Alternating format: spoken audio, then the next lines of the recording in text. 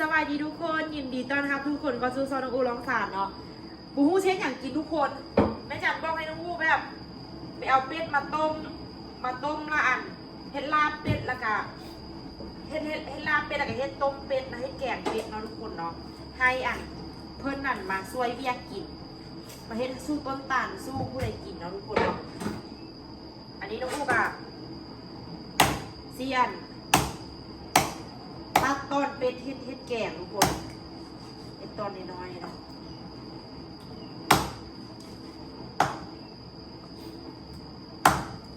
เสื้อผืนนี่นุ่งสบายทุกคนแต่ว่าอันตอนน้องอู้เกินลูกนะน้องอู้นุ่งแล้วบัดนี้น้ำนมมันย้อยทึ่งค่ะนะแล้วมันเป็นด่างเสียดายนะคะบูมีประสบการณ์เกี่ยวกับเกินลูกผู้หน้าก่อนเวลามีอันเกิดลูกมากระซินุ่งเสื้ออันที่ลายนะเวลาน้ำนมย้อยมันจังแบบว่าคือเสื้อจังแบบว่าโปเป็นหานะโปเป็นอันตกโง่เนาะบ้านน้องอู้เป็นตกโง่เอาไว้เห็นล่าง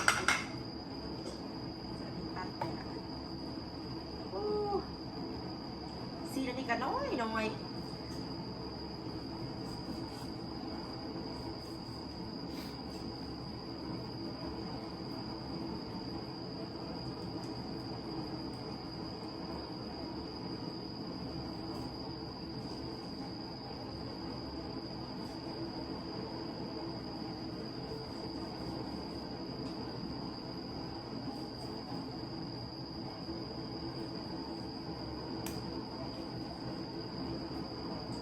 ลาทุกคน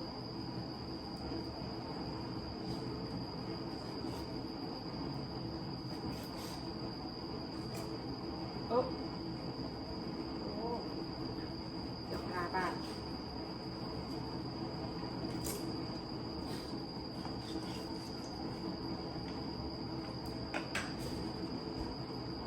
ซีน้อยปิดอันนี้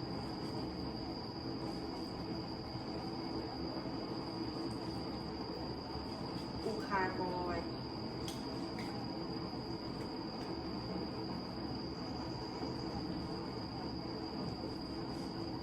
ลืบเอาซีนมันออกเล็งเห็ดห่านให้แล้วทุกคนเสื้อยามให้แล้วไหวที่สุดเท่าที่จะเลี้ยวได้เดือนนายต้องเลี้ยวหมดทุกอย่างเดือนนาย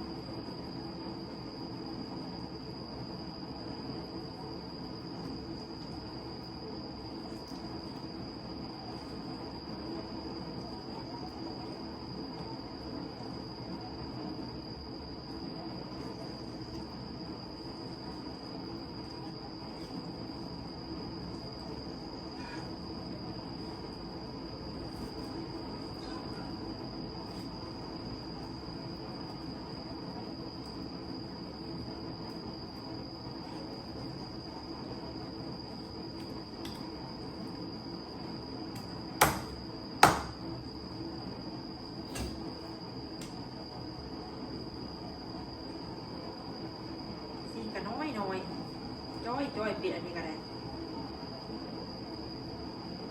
อู้ไปซื้อตลาดมาเนาะก็เลยเอาเป็นดูเงิน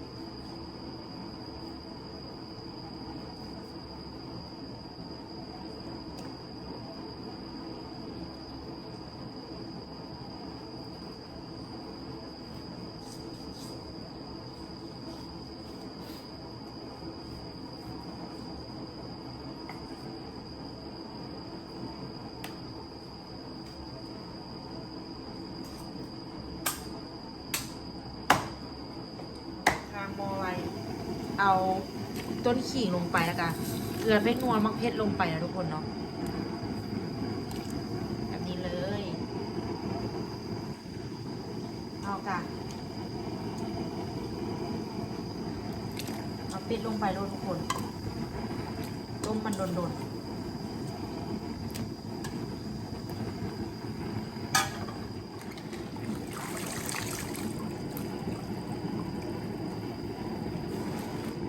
ใส่ทุกคนต้มแกงเป็ดเส้นผักเดิมอันนี้เลยลาบมันกูกับเห็ดเลียวละกูหันได้ท่ายซ้ำเฝ้าเห็ดทุกคนย่างด้วยย่างนั่นเจ้ามาเขาจะหิวเข้าเดียว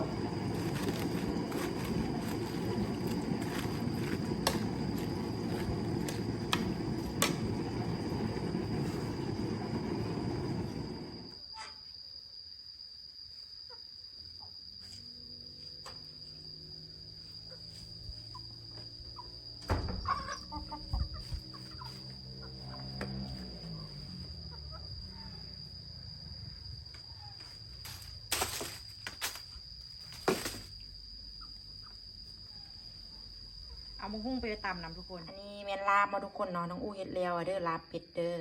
มังหุ้งไว้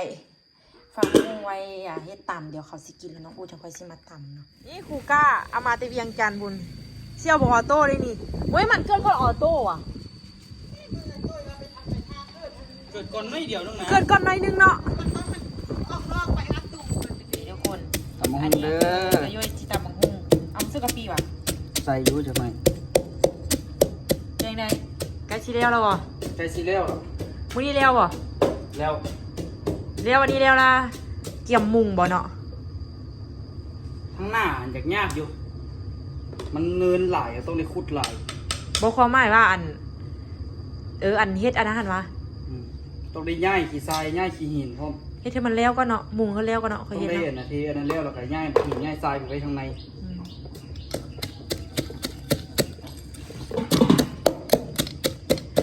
เดือนประมาณเบิ่งต้นเดือน5นี่เสื้อแล้วเมื่อทุกอย่างเลยเนาะ5 สุ ต้อง กว่านะวันที่ 1กับวันที่ 8ดีวันที่ 1นี่ดีเราอะ อืม ขึ้นเราก็ต้องขึ้นอย่างไรขึ้นแต่งนะคัน5คันอย่างละกันไว้ก่อนนะบ่ทันแล้วกับยามันสุกว่า โอ้ไม่เด้อ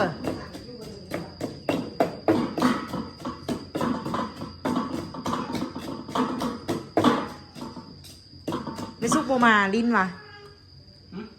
มันไม่ซุกโบมาลิ้นวะ เคยบอกว่ามันมายุ่ง เราก็เฮ็ดคลินิกเนาะ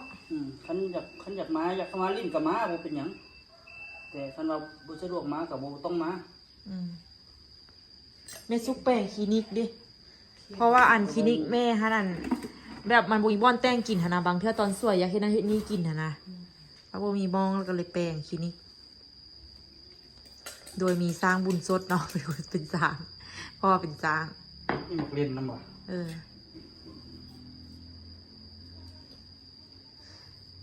ป้าเฮ็ด TikTok ให้แม่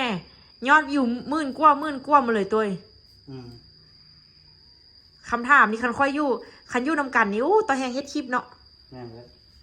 ต่อแหงเฮ็ดคลิปลงเจ้าก็เขียนสคริปต์สิเจียแล้วส่งให้แอมค่อยก็ว่าซั่นแหละว่าสิส่งให้ป้าแอมอยู่เขียนสคริปต์แล้วก็ส่งให้ป้าแอมแล้วก็ให้ป้าแอมส่งได้ส่งได้มาให้ค่อยลืมวิธีการโหลดจากใดเลยเฮ็ดเอาเด้อวะการโหลดก็แค่ไปตัวดาวน์โหลดแล้วก็บันทึกเท่านั้นล่ะบ่เนาะเดี๋ยวเฮ็ดดูนี่กันฮู้ซื่อบ่มะนาวนี่ก็รอเก็บมันให้เอาไว้เนาะผมมีโอกาสใหญ่จังเทื่อมันตั้งซ้ำนี้ก่อว่าแม่มะนาวน้อยมันตั้งซ้ำนี้นะแม่เนาะมะนาวน้อยมันก็ซ้ำนี้แล้วมะนาวน้อยหอมเนาะหอมบ่หอมอยู่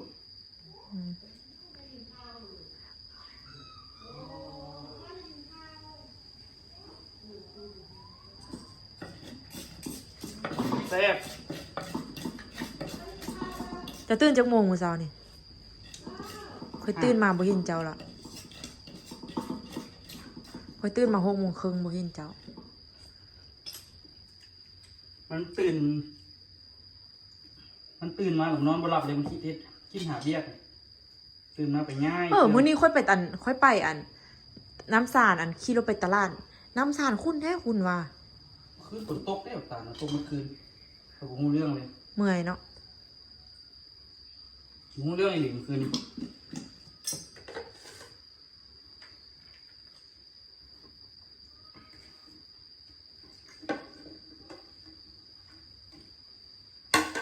เฮ็ดสู้ไอโอนมาจะไปกินข้าวน้ำเมียมัน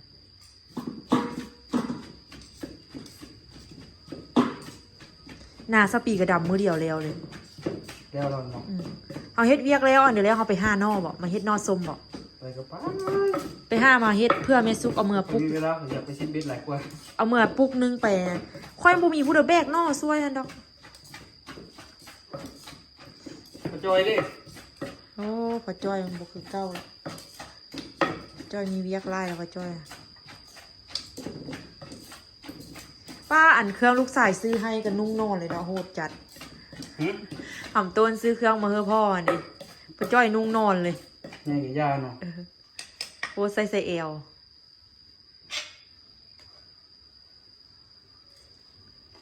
ไม่ได้ มาหนาวน้ำป่า ทุกคนทากินข้าวกันนะทุกคนเนาะ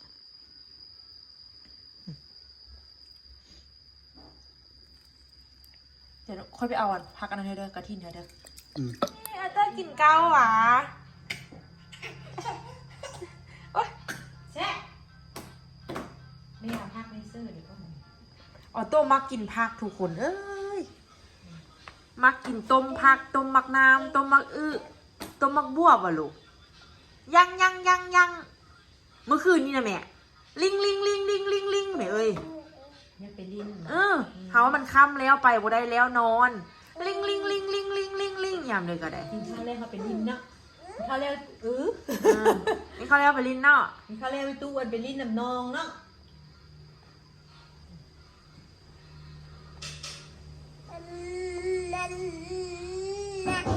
เอ้าปุ๊กก้าเนี่ยปุ๊กก้าเนี่ยย่ามาลูกย่ามาปุ๊กก้า ซอกคูก้าเป็นไรซอก ที่ นี่คูก้าน่ะ นอนไร ก้ามัน นอนยันบ้างหมา ผู้สาวไอ้แน่อยู่ลาวทึกเลข10 ล้านทุกคน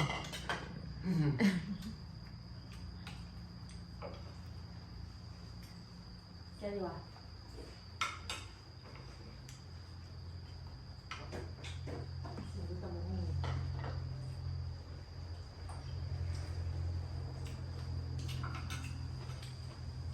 พอเดี๋ยวเดิน พอแล้ว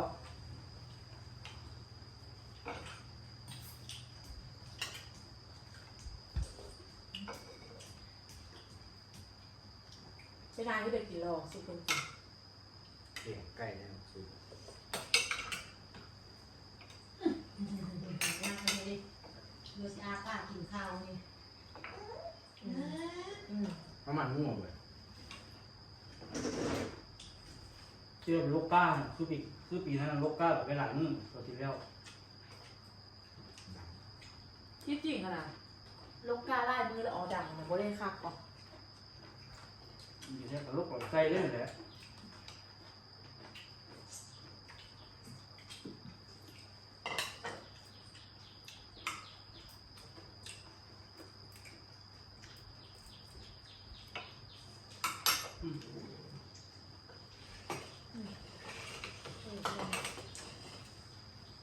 จังเลย มันเก่ามันเก่าหรอ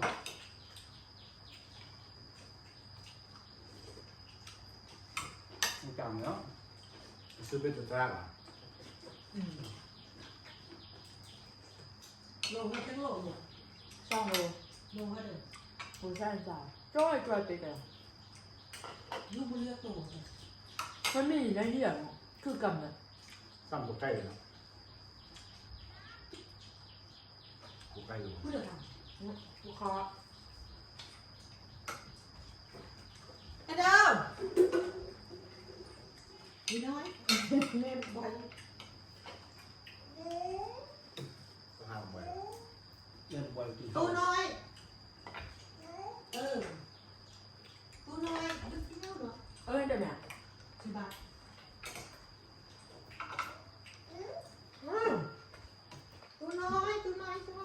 แถวนี้บุ้ยคนขายบัตรหรอวะ ห้ามในเมืองบุกค่าย เข้าบุกข้าวมามีแต่ห้าเขาข้าว เวลาหมดในห้างเนาะ กำไรมันน้อยดิลงทุน100,000ได้เงินเนาะได้เงิน6,000กีบคน หกแล้วเขาไปซื้อแต่บัตรมาของคน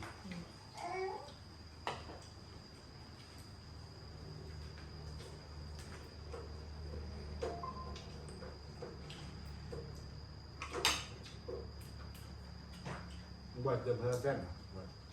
ตั้งเดือนเนี่ย จนกระทั่ง เป็นเดือนเหรอเดือนให้เดือนห้าขึ้นมา ทอดเดือน อันนี้มีตัวใส่บัวอันเหรอ มันพิมพ์นึงหมดเลยมันกระเบื้องแรงอยู่ ได้ตามป่ะ นี่เกมเลยเบื้อง ที่เก็บแล้ว อันเดิมธรรมชาติ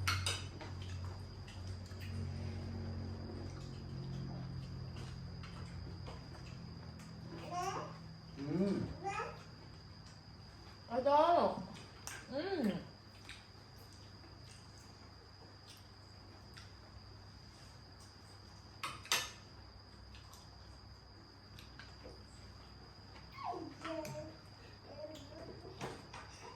ขายปลาเขายังได้เงินหลายว่ะ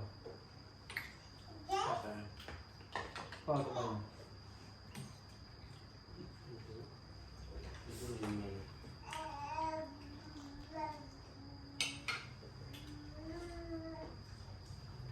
ใช้เป็นปลาเครื่องนะ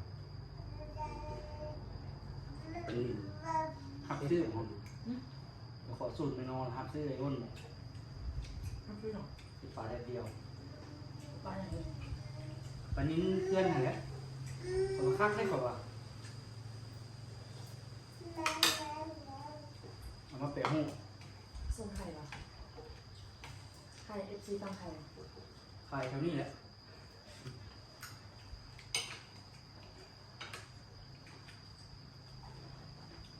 นี่วันนี้ได้เดียวแล้วก็ไปขายไอ้อ้นโต๊ะ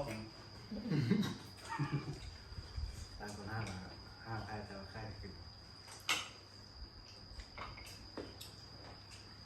แค่ก่อนจุดขึ้นมาแบบขายแล้วโพสขายเขาบอกว่าต้องขายแต่นี้โพสลงอันนั้นเราไปตั้งเขียนกระป๋าเราแล้วป่าแห้งด้วยนะสมองดีป่ะ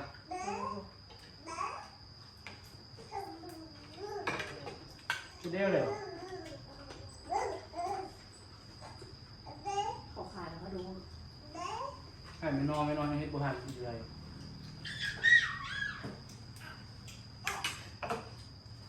คันได้โฮงคือไอ้วันเนาะคือพัก ทุกคนอะคันท่าว่าเฮ็ดปลาแห้งปลานิลขายจะเป็นปลานิลธรรมชาติได้ของเรานะเว้นปลานิลแบบอันเลี้ยงได้ที่มีคนซื้อบอกกันเอาไปขายไทย เขาว่าเขามากินปลานิลกระสัง เขาบอก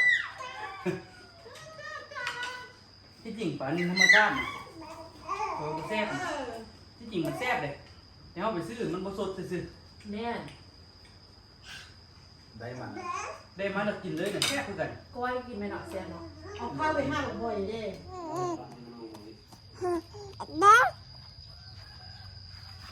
โตเต้ยเฝ้าห้าไข่เครื่องเนาะไปเต้ยเฝ้าห้าไข่เครื่องเนาะโอ้โหนอนเคี้ยวย่างฮอนเลยเอาตัวไข่เครื่องว่ะเอาตัวกินข้าวกับย่างเมื่อกี้นี่ฮะกินกับตับเป็ดว่าไหมกินกับผักว่าไหมกินกับซีนเป็ดตัวว่าสิเน่นหรอ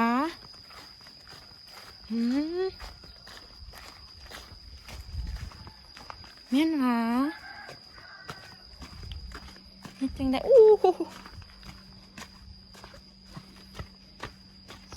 อุ้ยไปนี่ทุกคนอันนี้ต้วยกับพากันเทพื้นเนาะทุกคนเนาะเทพื้นแล้วเด้อ